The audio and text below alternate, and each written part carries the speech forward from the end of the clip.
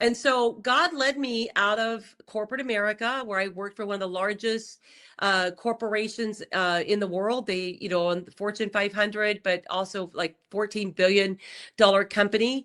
And in that place, God shared with me that I'd be leaving my corporate job. And so I began to pray for God to, get me out of where I was at and lead me. And my husband and I were praying. We knew God was showing us that dark things were coming in our nation. And this is in 2016 and 17. And then as we began to follow the Lord, and I led the Lord and was literally laid off from my corporate job, never been laid off a day in my life, but the process ended up being the best blessing to me because they had to pay me. They had to pay me my contract. And so while they were paying me my contract, I sought the Lord like I have never sought God in my whole life. My husband and I both.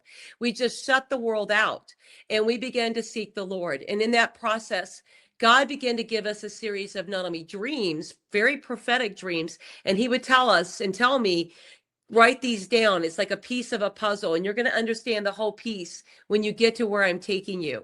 And then he would speak to us out of the Bible, and he would speak to us in our prayer group.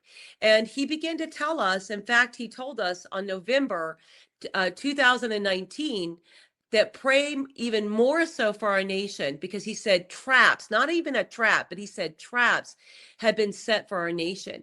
And he began to talk to us about building a platform.